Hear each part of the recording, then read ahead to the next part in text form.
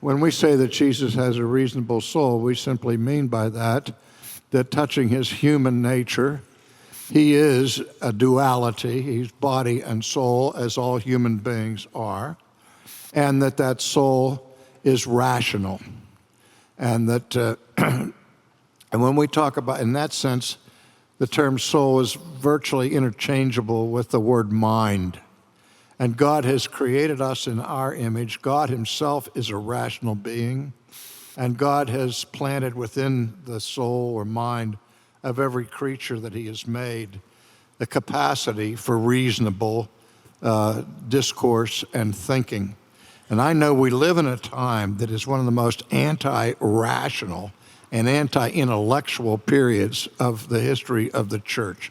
Not that people are opposed to academics or science. Some people love academic pursuits and investigation, scientific inquiry.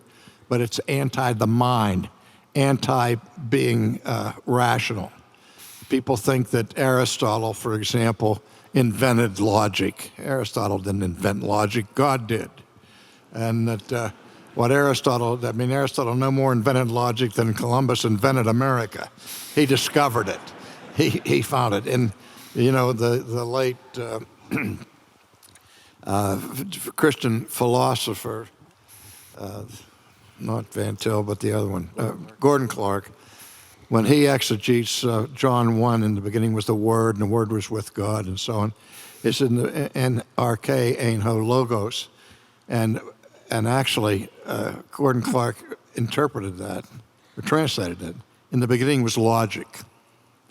And logic was with God, and logic was God, in the sense that that rationality has its foundation in the divine mind itself, and that rationality is a communicable attribute of God, that in his creatures we also have the capacity for reasonable thinking. Don't you think also it's also trying to say that he was not a human shell with only a divine mind? He had a human mind. He had a human mind. Right, with all the limitations of human thinking. Right. Touching his human nature, he was not omniscient. Touching his divine nature, he was absolutely omniscient. But we can't separate those, but we must distinguish them, or all kinds of mischief takes place. Fully God, fully man, with all the reasonableness of man. Well, I prefer truly God and truly man, because it can be confused. And when you say that Jesus was fully God and fully man, if you mean by that one person was absolutely, totally God and that's all, then you'd be denying his humanity. Or if you say he was fully man, then there's no room for his deity. That's why we like to say vera homo, vera deus, truly God, truly man. You're with me on that. That's what I meant. That's what I meant. I knew that's what you meant.